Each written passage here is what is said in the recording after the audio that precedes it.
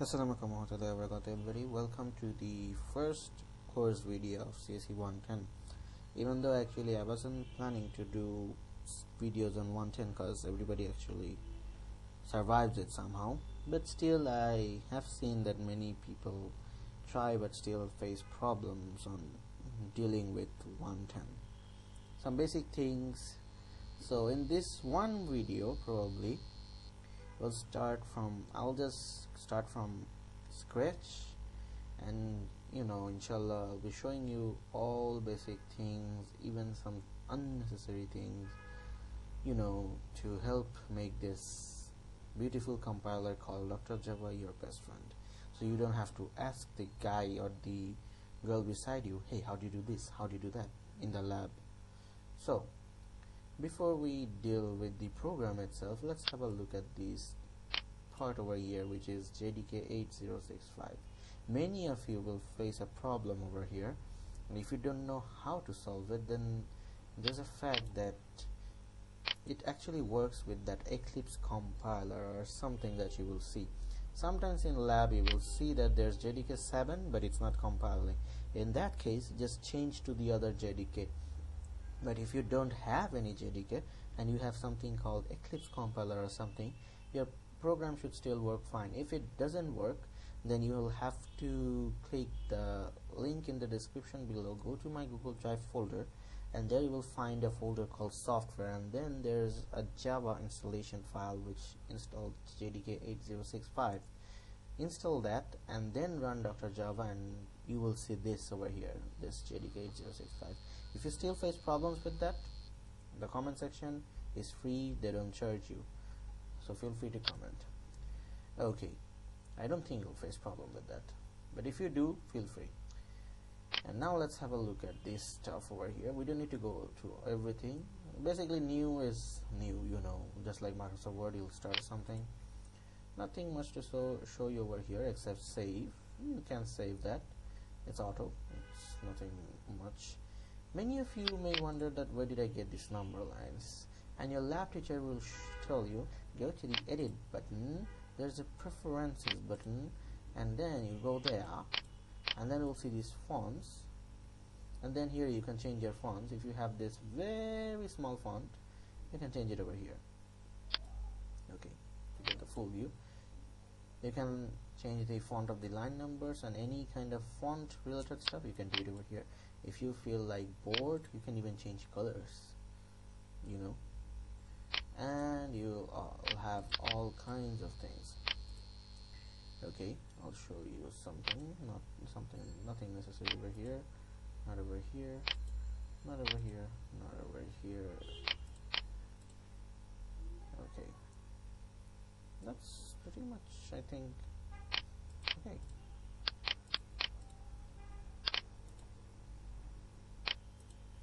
okay, we're done. Oh, sorry, I forgot to tell you. Here, over here, you'll see this show all line numbers. You can just, put a small little tick over here, which is free of charge, and then you'll see all the number lines. Okay, that's all for the number lines, and now we have our compiler ready, we have DrJava ready. We're gonna do such good programming that I don't know what will happen. Before I do the programming, I'll also show you this compile button over here. It's pretty important that you notice this, and you can also do a shortcut of this by pressing F5 on your beautiful keyboard. And so that's all for interaction and everything. Now let's get straight to the code. Before you start writing your code, you need to create a class. So write class, and if you write something that is necessary and it is something that Java has on its library, you will see it becoming blue unless you change the colors. Okay, so we have a class. Now you can name it whatever you want. You can even name it survive,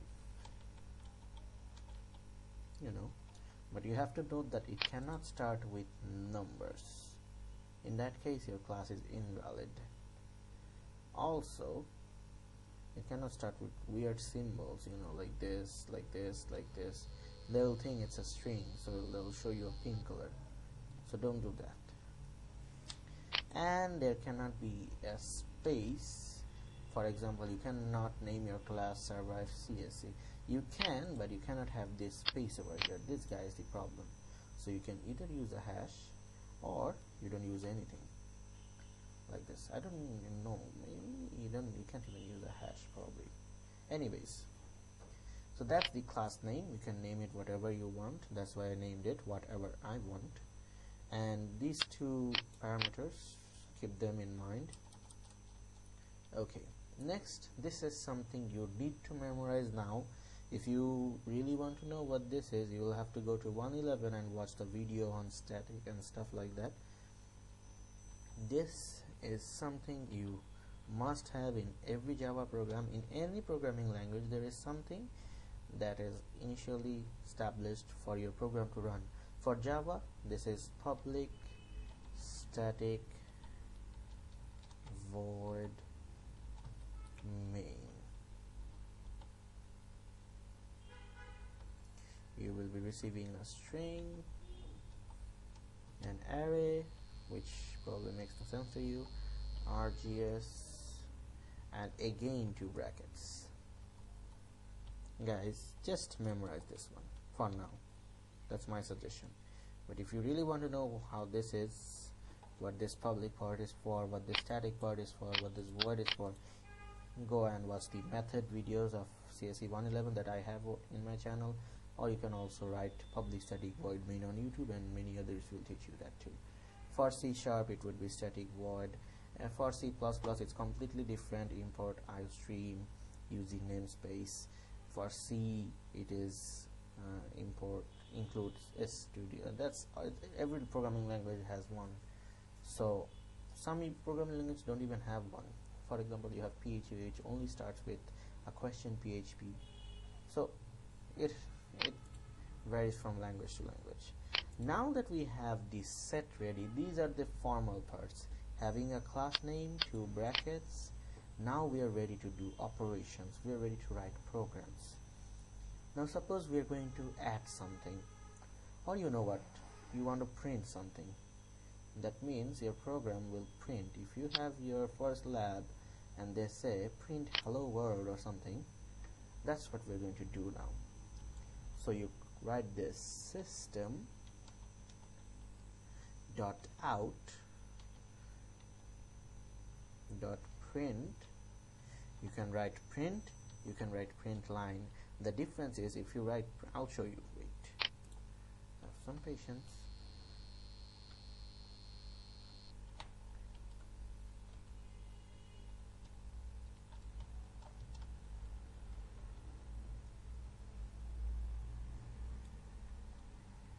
No offense there. So we're going to print CSE 110 and easy, and then we're going to press enter. That's what this ln means. Now I'm going to show you what happens if you don't do that ln, for which I will obviously not write it again. I will copy it because we are lazy, and I'm going to remove this ln over here. Okay, and for a good thing, I'm going to use a space over here in all of them. Okay, now we're good to go. A simple printing program. Okay, this is the part where we do something, compiling, you know. So let's compile it over on the desktop. Okay, that's cool.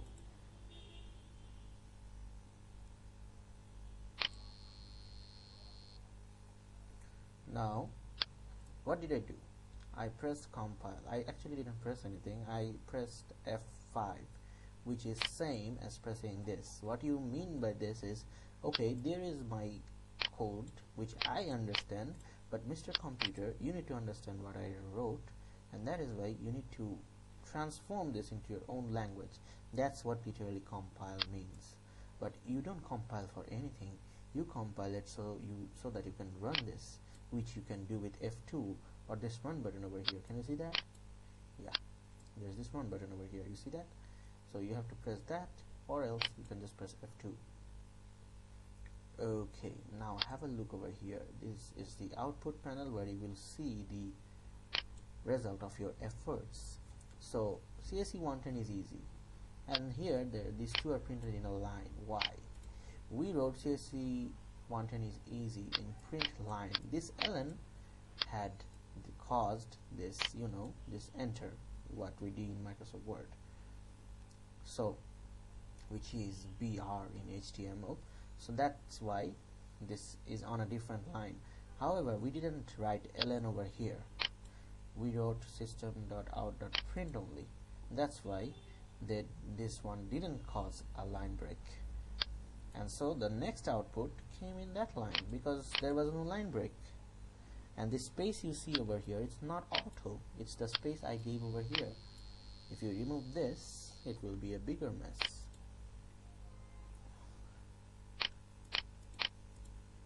See? They will show you what you do, exactly what you do. Now I'm going to remove this system.out.print line. Now we're going to add two numbers. Now you cannot just take numbers, you need to store the numbers somewhere. For example, you're going to take 1, 2, 3, 4, 5, 6. These are called integers, right? So if you're going to take integers, you need int. So you have to write int and just give a name. For example, int a. You can even write survive CSE over here. You're free to give your variable names. It doesn't matter what you do. You can give a, you can give trump, you can give MSA, you can give whatever, just write a name. And then over here you have 10. Let's just assume we have 10. That's also up to you. You can put any numbers, whatever you want. And then you have int, another int, which is b.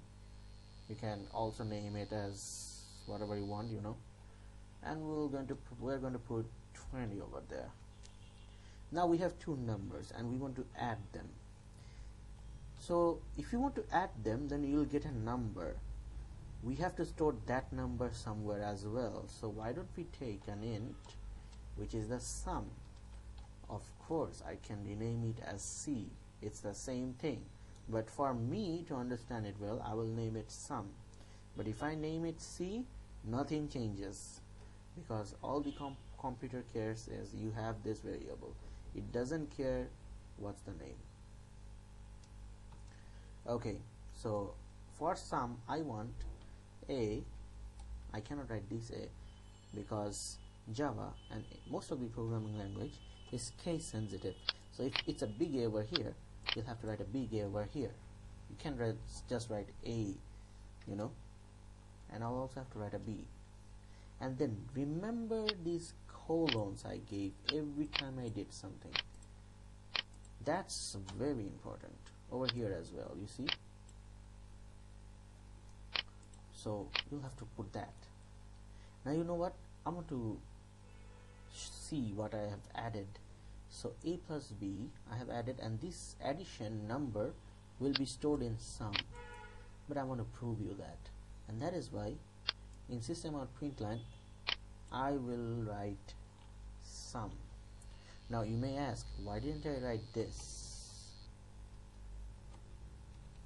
Last time I wrote this. This actually means that I'll show you what's the difference between that and if I write sum alone. You will see the difference now. It's better to show you than to speak out. See, you have a print of sum over here, and then you have a print of 30 over here, which is the addition of 10 plus 20, which gives you 30. These two notations means that, okay, whatever is between these two, just print them. I don't care what these are, just print them. So that's why Java did that. It printed SUM. It didn't even print sum. It printed SUM separately. If you write summa, it will print summa. Same thing. That's just a random name I came up with. So how about I want to say sum equal to 30. Fine, no problem. You can write sum, but wait. it will only print sum. How do I get the sum? Put a space, give a equal sign, then again put a space. This is the exact thing that will print. So okay, let's do that. Compile and run. Sum. Hey, but the sum is below. It's because of this. Now how do I print them in one line? Now you can do one thing, is that you can remove this ln and then you can get what you want. But a smarter way to do this would be, you have that ln over here, but you put a plus and then put the original sum, which is this. Oh my god, that's awesome. It's nothing actually, and even if it is awesome actually. So that's some smarter way of doing this. Remember, I'm completely considering that this is for someone who doesn't have any idea how to program Java. So to them it really is awesome, you know. If you're like a graduate and you're watching this video and you're laughing, that is not awesome. Sorry guys, this is 110, you know. Anyways, so let's compile and run. Even though the result will be the same, as you can see, sum equal to 30, but this is a smarter way to do this. Okay, now you can do the same thing for everything. You can do it for minus, you can do it for multiplication is done by star, so you should be getting, what do you get? Let's see, this is not the sum, but it doesn't matter because Java will only print what I wrote, and that's why you're saying this. 20 into 10 is 200, and if you want to divide, you'll have to put this, and that will give you the division, which is 0 because 10 is bigger than 20. To get a proper division, you will have to reverse the rows. B divide A. So keep the case of the numbers, you know. Now you're getting an answer because 20 divided by 10 is okay. Similar for the subtraction. If you do B minus A, you will get 10, but if you do A minus B, you will get minus 10. Java will do exactly what you tell it to do. It's not smart enough to just detect things on its own. No programming language is actually, because that's the thing. They want to do what you do. If they do stuff automatically, then you will not be able to do your program properly. That's why programming languages are for, right? You make your stuff on your own. Now there's one thing I want to show you, which is called mod. What this does is it shows you the reminder when you divide. For example, I need to get my pen over here.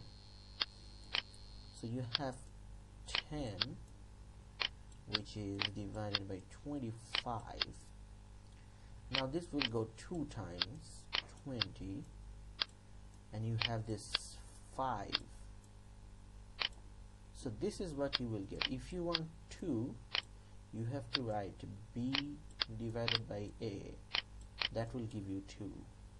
But if you want this 5, you will have to write B mod A, which is 5. Enough for this show. Now let's demonstrate and prove this. Let's change 20 into 25. First we will see B divided by A, which should give us the answer 2. Java will ignore the reminder since this is integer. If it was double, it will show you something else, 2 point something, you know. But since it's integers, we are seeing that. Okay, might as well show you. Now I'll show you another important trick. You can write find. Here, suppose you want to change all the integers into double. So right over here, int, and over here you write double, which is another number type, data type actually. And the whole word, I want to choose the whole word, because if you don't, then it will find some int and then change it. For example, you have in over here, it will change this in to something. But no, I don't want that. I want the whole word. That's only how it works. So you need to check whole word, otherwise your program will be messed up badly. For example, I'll show you this. If you do this,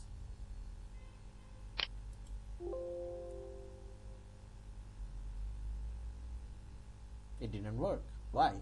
Because there is no whole word which is in. But if you remove this, oh dear, that's a problem. Every single in is now double. You don't want that. So we will undo that by Ctrl Z, and then we'll click on whole word. Okay, now we are good. Now if you compile and run, you will see something else. 2.5 as expected. Okay, that's how you do find and replace, but we'll go back to int because that's our study for now. I just showed you a number type. So now the mod, I should get a reminder 5 over here, or will I? Here you are, 5. Now I'm not removing this sum, okay? Just don't think it's sum. We're doing lots of operations. So let's just rename this OP operation, that is OP. It has to be exactly the same. Okay, now you may say, hey brother, you said that if you do something good, that's internal in Java, then it becomes blue. Why are my variable names blue? Because you used capital letters. If you use small letters, then it won't be blue. It doesn't matter though. So OP equal to OP. Anyways, what else can I show you? That's all the arithmetic things you will be doing. Now there's one more thing I want to show you, which is string. So string can store alphabets. So you have the string A. For string you need to have these two things, and then you can put okay, good. Now if I write, okay, how about I change it to OP, makes life easier.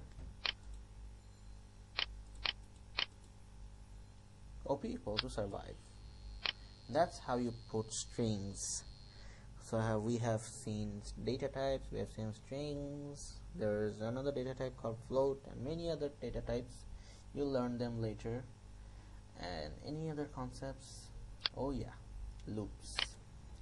So you have two kinds of loops. One is while loop. Now before I go to loops, I want to tell you something. For example, you want to add this number 1 plus 2 plus 3 plus dot dot dot dot dot dot dot dot dot dot dot dot dot up to 100. Now will I go, will I be lifeless and write, okay, int A equal to 1, int B equal to 2, int C equal to 3 dot dot dot dot to be continued, int H equal to 10, int I equal to 9, whatever, you know, int H equal to 8, int I equal to 9, int J equal to 10 to be continued, int Z equal to 26, and then AA equal to 27. Is that possible? Okay, it's possible if it's 100.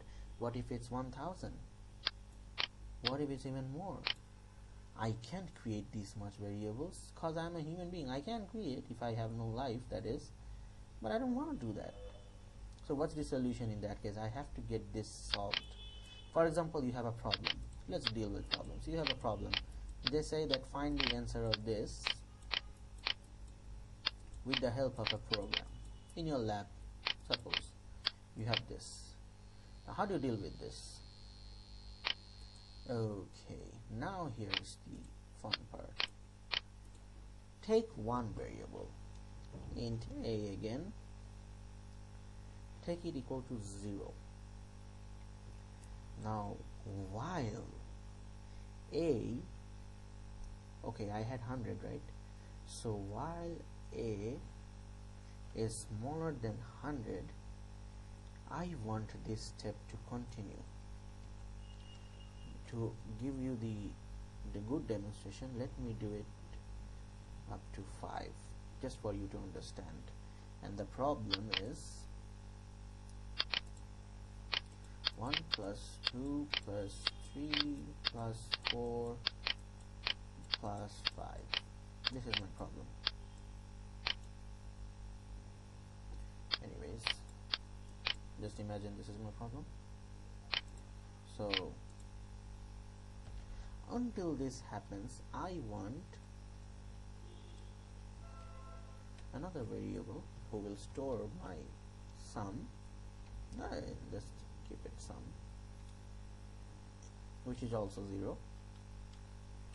Until a is less than 5, I want sum to add itself plus 1 or plus a.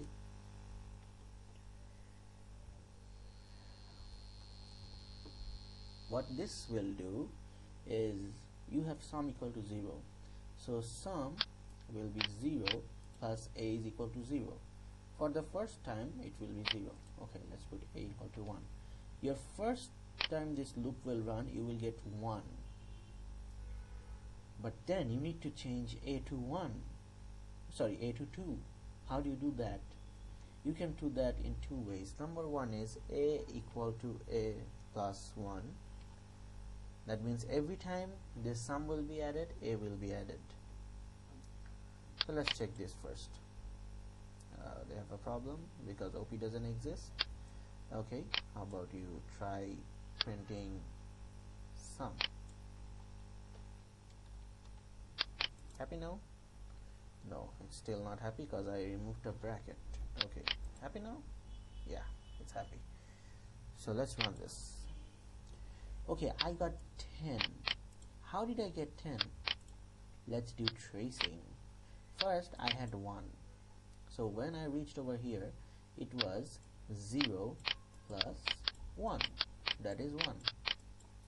Then a became 2, so it was 1 plus 2, so it was 3. Then a became 3, so it was 3 plus 3, which is 6. Then a became 4, that was 6 plus 4, which became 10. Then a became 5, but the loop said, hold on a second, if a is not smaller than 5, I cannot let you go, I have to stop right here. But I'm 5. No, I have this. My condition is, if I am less than 5, I cannot continue. So you need to stop over here. It's not 100 actually, it's 10. So that's why the loop stopped and we got the answer 10, which is printed by this. Now what if you want to include 5?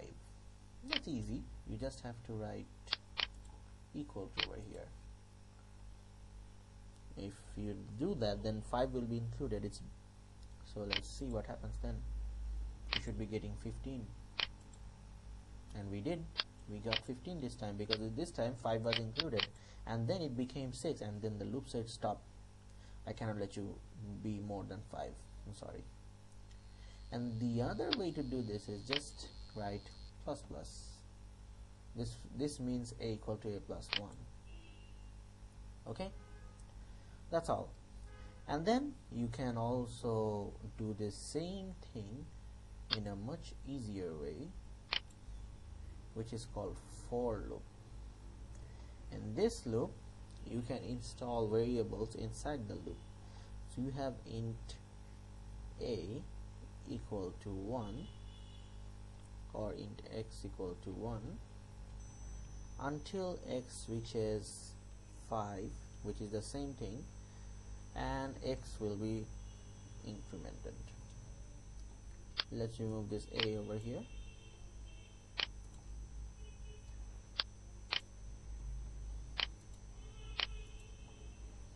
And then you write sum equal to sum plus x. That's all. Okay, now if you run this, we'll get the same result. Now why did we get 10 again? Because I didn't include the equal part. If you include that, we'll get 15. Same thing. This is the shortcut. Now it's better to use brackets over here and over here. It's better to use brackets, but it also works if you don't use it, but make sure that they're in order. Well, if you put this over here, it may not work. So that's for loops. That's what I showed you while loops. You can also do the same thing, a minus minus, that will increase a every time. What else can I show you in this one video? I think that was enough for one video. So best of luck, and I hope you like this video, and if necessary I will upload more. Thank you for watching. Happy surviving.